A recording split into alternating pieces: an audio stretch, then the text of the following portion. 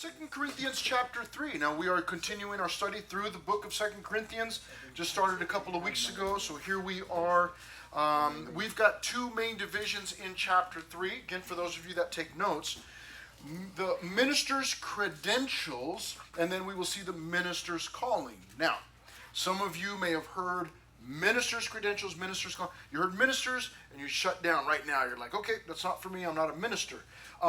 Let's see if anybody has a definition. Anybody know what a minister is, or what the word minister means? Anybody know what that means? No? Okay. Yes? Is this someone who serves? This is someone who serves. Yeah, just a servant. We tend to, like we do so many other things, we tend to take that word or that title minister and we make it mean so much more than it really means. Really the word means minister or shepherd, somebody that takes care of sheep even. You might, living here in Menifee, as you drive around different times of the year, you'll see sheep, huge flocks of sheep out grazing. And, there's a shepherd out there, the minister, the servant. And that's the picture that you should have. It's not a glamorous job. It's not something that, you've got to have this doctorate for, or this specific degree, or, these specific letters at the end of your name, PhD, or, any of these other things. But it's a servant. That's what the word means.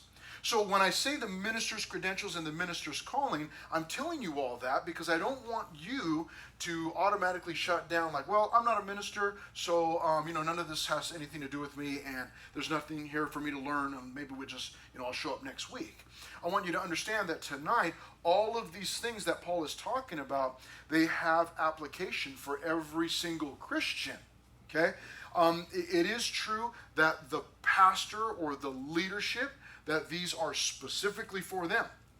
They've got to make sure they're doing these things or know these things or understand these things. But it's not, the things that we're learning here are not, it's not just for a pastor, someone that teaches the Bible, but it's any Christian that Christians should be serving. So these are things that all of us should know, or they're applicable to all of us. Now we'll get into the first one here, verses 1 through 6, which is the minister's credentials. And what we see in verses 1, 2, and 3, that his credentials were not a PhD from Harvard or some specific plaque with a certificate that hangs on the wall that proves to everybody that Paul is a minister or he's a pastor. But we find out that it was actually the Corinthians themselves that took the place of that certificate on the wall. Okay, let's look at it. Verse 1. Paul says, do we begin again to commend ourselves? Now, if you were not here for the beginning of 2 Corinthians, let me just tell you that Paul's apostleship, his authority, the position that God had called him to, that was under question. He was under fire.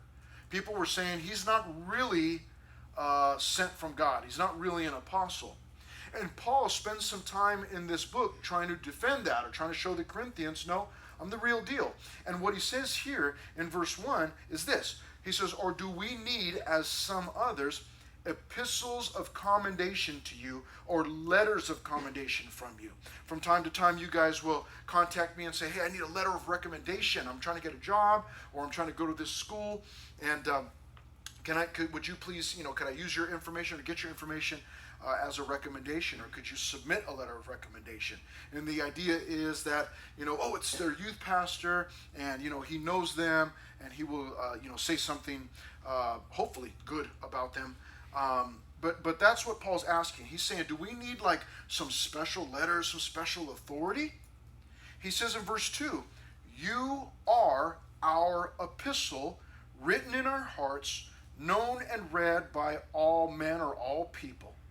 Clearly, he says in verse 3, you are an epistle of Christ. He goes on to say, ministered by us, written not with ink, but by the Spirit of the living God, not on tablets of stone, but on tablets of flesh, that is, of the heart. Now, let's just make this real practical so that you and I understand. I'm the youth pastor here, so I'm one of the many assistant pastors on staff. I I do not hold a degree for this position that I hold.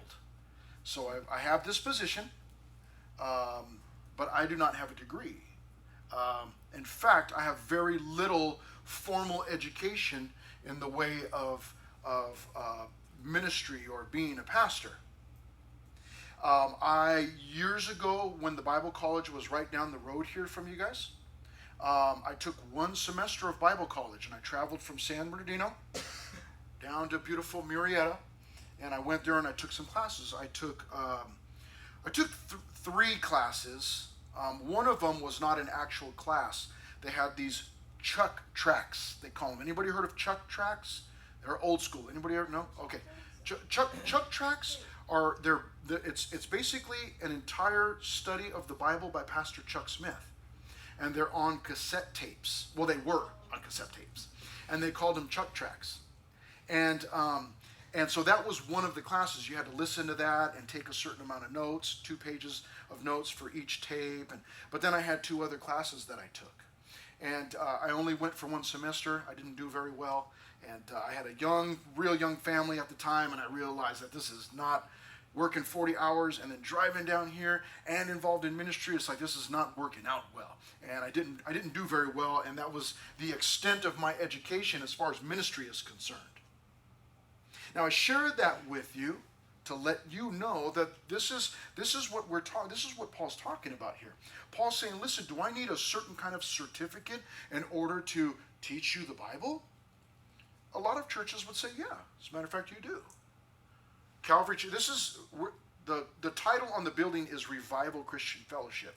But just in case you do not know, this is one of the many Calvary chapels. There's a lot of Calvary chapels. In fact, worldwide. This is one of them. And in Calvary Chapel, you do not have to have an education or specific education or certificate or a degree to be a pastor. Okay? They'll just let anybody in this place. So I stand before you without some kind of degree or some kind of credentials. There are other Bible teachers probably in this area who could show up and say, hey, listen, I've got this degree. It's in this beautiful frame, and I can hang it on the wall, and it's signed by these important people, and I've got my education. I'm qualified. And they could do that. But here's what I would say. I would say to you guys, if there was a question about whether I am qualified to do what I'm doing right now, if someone were to say, well, are you even qualified? If you were to talk to somebody, oh yeah, my youth group, and they were to say, well, who's your youth pastor? Well, Chris Amaro. Really? I've never heard of that guy. Does he even have a degree in ministry? And you go, I don't think he does. What does that mean? Well, here's what Paul is saying. He's saying to the Corinthians, and I would say to you, you are our epistle. In other words, you, Fusion High School, you are my credentials. You're my letter of recommendation. In other words, if someone were to say, well, is Chris Amaro even qualified to do that? Then what we would do is we would want to come in here, we'd invite them in, say, sit in the back, and let's see, are the students being taught the Bible? Are they learning? Are they growing? Not necessarily numerically, but are they growing spiritually? Is it a mature group? And I would answer all of those questions in the positive. I would say, all of those things are happening. Our very own Jordan here was commenting at summer camp. He was talking about because he's been here, he just graduated, so he's been here for all 4 years that I've been here. He stuck it out. And he was commenting that the group has changed so much from when I first got here. And he just was commenting about how mature the group is. Did you know that you were mature? Mature? Did you know that? Well, Jordan has been here probably longer than a lot of you have been, and he has seen the group change, the maturity level change. And that's because I teach the Bible, you come and pay attention, God changes you.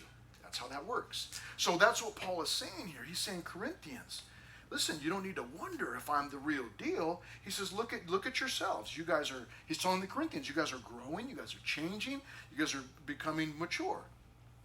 So that's Paul saying, that's all I need. That's all we really need. We don't need special degrees or plaques or certain certificates. If you got them, great. But if not, God can still use you. One of my favorite stories, Balaam, his donkey spoke to him. Now, if God can get a donkey to talk,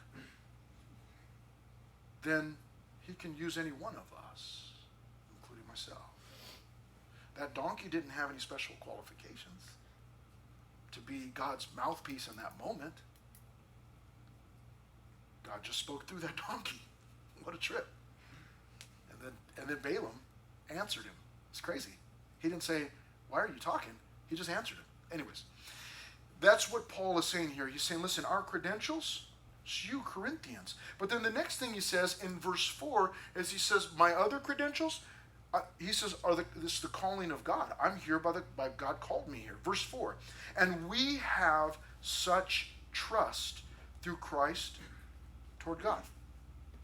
He says, not that we are sufficient of ourselves to think of anything as being from ourselves, but our sufficiency, here it is, the calling of God, but our sufficiency is from God, who also made us sufficient as ministers of the new covenant, not of the letter, but of the Spirit. For the letter kills, but the Spirit gives life. I'll explain that last little line in just a moment. But here's the next thing that Paul says, is he says, listen, he says, my credentials, he says, it's you, Corinthians, you're growing, you're abounding. He says, but the other thing is that it's obvious that God called me here. God made me sufficient to do this. And it's the same thing with your youth pastor. I did not call and apply for this job and ask, can I please come down? I was called by our pastor and asked to pray to see if I would make the move down here. And as I prayed, God began to move and show me that, yes, I want you to go down to revival. I say down because I came from San Bernardino, so this is further south. That's what I meant. But that's the idea, is that God called me here. Same thing. Some of you have heard the story and you've heard it recently, and I can share that with you again. But that's the idea, is that God called me here. So do I need special credentials? No. What I need is the calling of God, and I have that. I know that. I can take you to the book of Matthew and show you the passage where God spoke to me and said, "This is it. This is I want you to leave your nets behind, and I want you to go." And I said, "Okay, let's go." So those are my credentials.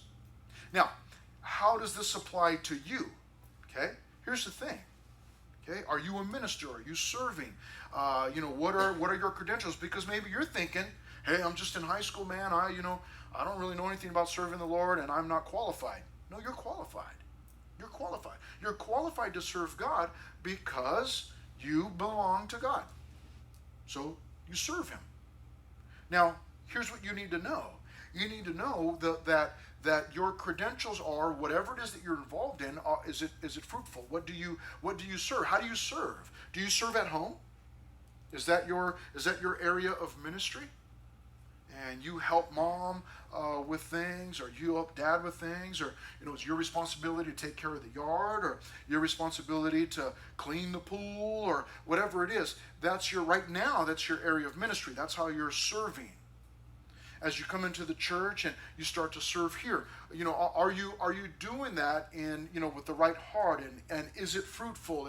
Are you doing a good job when you're ministering, maybe to your parents or your family? Do you see fruit from that? What Paul would say is that's enough. Those are your credentials. You don't need to be qualified to serve God in some specific way. God will qualify you. Remember we talked about that, those of you that went to summer camp, that God doesn't call the qualified.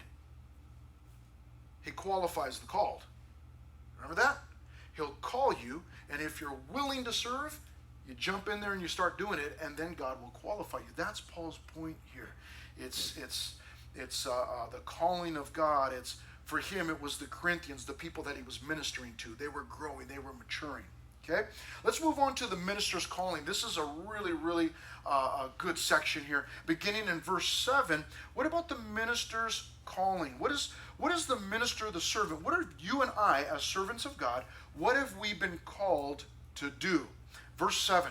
What he's going to do, I almost called this a ministry's comparison, because what he's going to do is he's going to compare two different things here. I'll point that out as we go. Look at verse 7. But if the ministry of death, what is that? The ministry of death. I know, death. It's like, is that for people who work in funeral homes? What kind of ministry is that? Okay, but if the ministry of death, like what he says here, he gives us a little clue. Written and engraved on stones. Now, do you remember anything from the Bible and the Bible stories that was written and engraved on stones? Anybody remember? The Ten Commandments. The Ten Commandments. Okay? This is what Paul is referring to. Now, why would Paul call it the ministry of death? I thought the Ten Commandments were good. I thought the Old Testament stuff, I thought that was good stuff. Well, it is. It is. Paul will continue to develop this, but what Paul is getting at right out of the gate in verse 7, he's comparing the Old Testament ministry and New Testament ministry. You and I, we're involved in the New Testament ministry. Okay, we're not in the Old Testament anymore. It's now New Testament. Okay? And what Paul is saying is, he's saying that the Old Testament stuff, that it eventually led to death. Not necessarily spiritual death, although for many it did. We'll go on to develop this, but that's what he's talking about here. But if the ministry of death, written and engraved on stones, was glorious, so that the children of Israel could not look steadily at the face of Moses because of the glory of his countenance, which glory was passing away. What? Those of you that are familiar with the story, the idea is that Moses in the Old Testament was meeting with God, receiving the Old Testament laws and speaking with God. And he met with God, and he came back from meeting with God, and his face was glowing. He didn't realize that his face was glowing. He had been with God, so his face was glowing. But what happened was his face, the glory of God that was on his face, it began to fade. When it began to fade, they put a covering, a veil over his face. Paul's going to talk about the veil in just a moment, but they put a veil over his face. Why would they do that? Didn't they want people to see the glory of God? Well, they did. They wanted people to see the glory of God, but here was the problem. Because the glory was fading, the people were becoming very discouraged. It's like the glory's fading, and does that mean that that God's love or care or concern or his protection over us is fading? What's going on here? And so that was a problem for them. Now, so that's what he's referencing here. Okay, that's what he's referencing, and he's saying, listen, in verse 7, he says. He says, but if the ministry of death, written and engraved on stones, was glorious, and it was glorious. It was glorious. He says, if it was glorious, he says it was passing away. It was fading. Look at this in verse 8. Here we go. This is you and I. How will the ministry of the Spirit not be more glorious? So the first thing is this. You and I need to understand, as servants of God, we've been called to a ministry of the Spirit. In other words, we are now motivated and animated by the Spirit of God. The Spirit of God.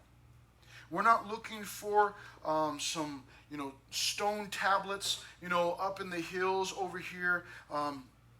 Let's go out towards whatever it's called out here behind us, and let's go find, climb a mountain and find some stones with some special message written on it from God. We're not looking for that anymore. What do we have now? We have the Spirit of God, the Holy Spirit. And so we've got the ministry of the Spirit. Okay? And then he goes on to say this, how will the ministry of the Spirit not be more glorious? So the ministry that we've been called to is not only a ministry of the Spirit, but it's more glorious. More glorious than what? More glorious than that Old Testament ministry. And what's called the Old Covenant, the Old Agreement, that ministry. The ministry that we're involved in, you and I, is a ministry of the Spirit. It's led by the Spirit. It's motivated by the Spirit. Again, we're animated by the Spirit. It's the Holy Spirit that's empowering us. And this ministry is even more glorious than what we see in the Old Testament. But there's another thing here in verse 9. For if the ministry of condemnation had glory. So first he called that Old Testament ministry the ministry of death. Now he calls it the ministry of condemnation. It sounds like Paul is coming down on the Old Testament stuff, like Moses, that guy, let's get rid of him. But he's not doing that at all. Paul had a respect and a love for the Old Testament stories, the Old Testament, and for all of those things that God did. What Paul's point is here is that this new ministry, the ministry of the New Testament that's taking place now, he's saying it's more glorious than the old. Some of you have been with me on Sunday mornings as we're going through Genesis, and we've gone through Exodus now, we went through Leviticus, and now we're in Numbers, and we see what's happening there. That God, he writes on these tablets of stone, I want you to do this and do this and do this and do this. And he gives it to the people. The problem is that the people, they take what they're being told by God it was meant to direct their lives, to guide their lives. They take that and they turn that into a self-righteous religion. In other words, they're going, the 10 Commandments. I did number 1, check. Number 2, check. Number 3, doing it all the way down. I did number 10. Okay, I did all 10. I'm holy, I'm righteous. That was never what God intended. Those 10 Commandments were meant to direct or guide or govern their lives. But the righteousness was still going to come by faith. Remember that? Those of you that are here on Sundays, we've been talking a lot about faith. Even in the Old Testament, God was still operating by faith. By faith. Remember Abraham? Some of you will remember Abraham, the story of Abraham. And it was accounted to him for righteousness. What was? Abraham's faith. He placed his faith in God, and God accounted it to him for righteousness. But what happened in the Old Testament was they had something written down, and they went, so let's just, this is just a checklist. Okay, rule number 1, yes, did it. Rule number 2, okay, all right, I earned my spot in heaven. That's not how it was supposed to work. So the people, they died, a lot of them died spiritually. They weren't saved because all they were trying to do was follow a bunch of rules. So he says, listen, in verse 9, if the ministry of condemnation had glory, that Old Testament ministry had glory, the ministry of righteousness, that's what we have now, the ministry of righteousness. So we've got a ministry of the Spirit. This ministry is more glorious than the old ministry. And now we find out that it's a ministry of righteousness here in verse 9. The ministry of righteousness exceeds much more in glory. For even what was made glorious in verse 10 had no glory in this respect because of the glory that excels. What he says, again, he's comparing. And in verse 10, what was made glorious? He said the Old Testament. The Old Testament covenant and the agreement and the ministry, it was glorious. It was. But compared to what we have now, it's almost as if it had no glory because this ministry is so much more glorious. Verse 11, for if what is passing away was glorious. What was passing away? Again, the old ministry, the old covenant. It was glorious, but it was passing away. Remember, Moses' face was fading. The glory was. he says what remains is much more glorious. That's what we have, much more glorious. Verse 12, therefore, since we have such hope, we use great boldness of speech. In other words, because you and I have this kind of a ministry of the Spirit, a more glorious ministry, and a ministry of righteousness, and he's not even quite done yet, but since we have those things, I'll go ahead and put this up here because I'm getting excited. The last thing he's going to say is a ministry of transformation. Because these things describe our ministry, Fusion, you and I can go out of here with boldness. You see, I'm in here, I start getting excited, I put up my fourth point, like, okay, I can't stand it, we're not there yet, but let me put it up there because I want you to see it. This is the way this works. You come here, I do my best, I study to try to explain these things to you, show you what you have. Once you find out that you've got a ministry of the Spirit, it's more glorious, it's a ministry of righteousness, it's a ministry of transformation, transforming lives. What you then do is you get out of here as fast as you can and you share these things with other people. Look what he says in verse 12. Therefore, because of all these things, since we have such hope, I imagine Paul's getting all excited too, I don't know. But since we have such hope, in other words, since we have all of this, we use great boldness of speech. In other words, we are unashamed. When we leave this place, this little shoebox that we meet in, and we go and we hook up with our softball team or our soccer team or the debate team or the cheerleading squad or your book club, whatever it is, you leave here and the things that you've learned, you go, you know what? I've got this glorious ministry. I don't have to be a pastor. I'm just a servant of God. And I've got all of this cool stuff. And then what happens is that causes boldness in you. And then you begin to share with family or friends, schoolmates, whoever. You're sharing with people like, hey, man, check this out. I'm part of this, man. Let me tell you about Jesus. And you talk with boldness. That's what he's saying there in verse 12. Since we have all this, we use great boldness of speech. What was it that motivated Paul? Why would he go from city to city to city, and it seems like every city he went to, he got beat up? Now you tell me, if you went to school and you got beat up, what would you do? Would you go to another school? And what if you went to that other school and you got beat up? And you go, what a coinky-dink. And then you go, I better switch schools. And you go to another school and you get beat up.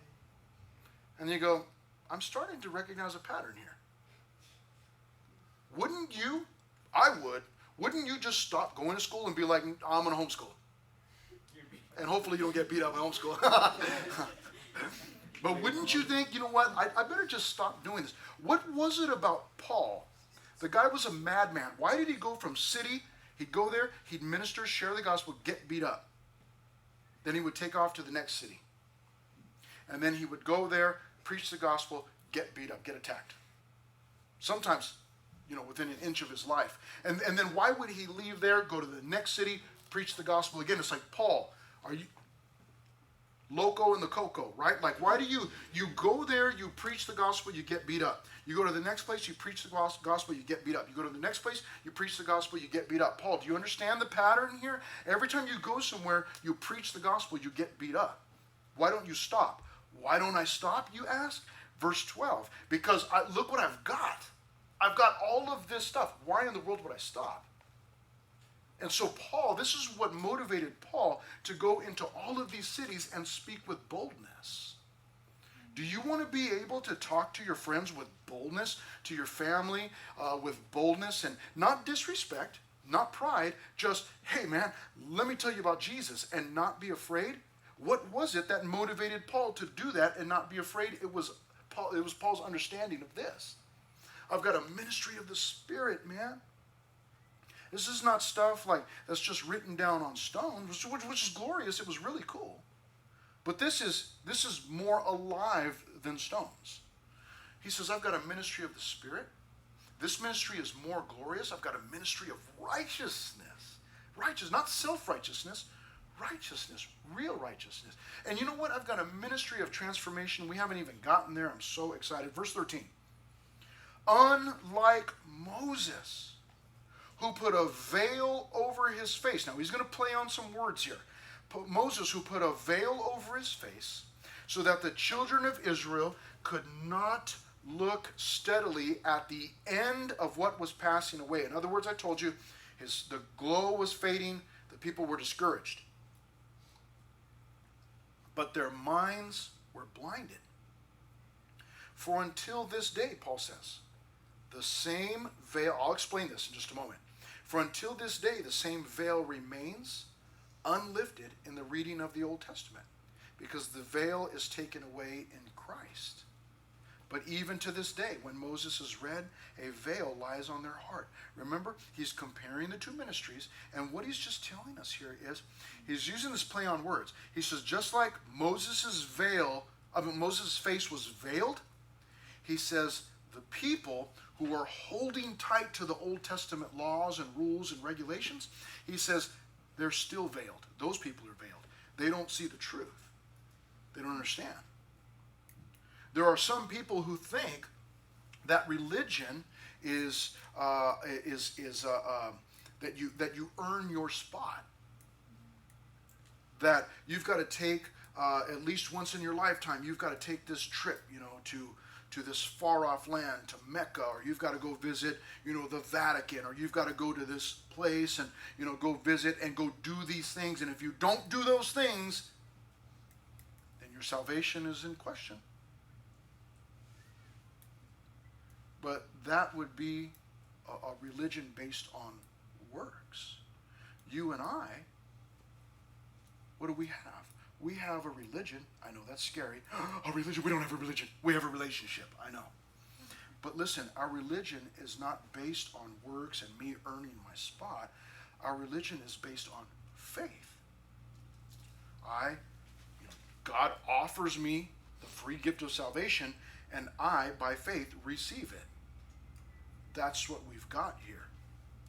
But for many people, the Old Testament stuff, that's how they live their lives. And they're trying every day to try and meet all of those rules perfectly so that they can earn their spot to heaven. That's not you and I. We already know, man, I'm going to blow it. I can't do that. It's too much. And Paul is saying those people that believe that, they're still blinded. Their minds are blinded. They don't understand. Look at verse 14. But their minds were blinded, for until this day, the same veil, he says the same type of veil remains unlifted. There's people they still have it. Look at the end of verse 14. Because the veil is taken away in Christ, and they don't have Christ. They have a self-righteous religion. They're trying to earn their spot. He says they don't have Christ. See, if you have Christ, you don't need anything else. There is nothing else. His death was enough. He says they don't have Christ, so they don't understand. Look at this in verse 16. Nevertheless, when one turns to the Lord. He doesn't say when one goes on a special religious trip or a special, some kind of excursion, when one pays enough money, when one does enough good works, when one, serves enough people. He doesn't say that. He says when one turns to the Lord, when somebody turns away from their own, when they turn away from their own righteousness and they turn to the Lord. Look at verse 16. Then the veil is taken away. In other words, then they can spiritually see. Verse 17. Now the Lord is the Spirit. So good reference there for the Holy Spirit and God being the same. Now the Lord is the Spirit. And where the Spirit of the Lord is, there is liberty. But we all, you and I, with unveiled faces, uncovered face, beholding as in a mirror or glass the glory of the Lord, are being transformed. There it is, a ministry of transformation. Are being transformed into the same image from glory to glory, just as by the Spirit of the Lord. In other words, you and I are being changed into the image of Jesus Christ. That's what God is doing, is he's changing us into the image of God the Son. What do you mean? Does that mean I'm going to become Jesus? No. It means that Jesus is the example. He's the bar. And God is bringing our lives, working in our lives and changing us so that we want to, the goal is to look more like Christ. Look more like him. What do you mean? Like with a beard, long hair, hippie kind of? No. I mean the way that he lived, his obedience to God, those types of things. The outward appearance doesn't mean anything. But how am I living? Where's my faith? So Paul understood all of these things, and this is what motivated him, and hopefully this motivates you and I to speak with boldness. This is what I'm part of. This is what God has called me to. And I'm not just talking about me, I'm talking about you also, because you've placed your faith in God, you belong to him.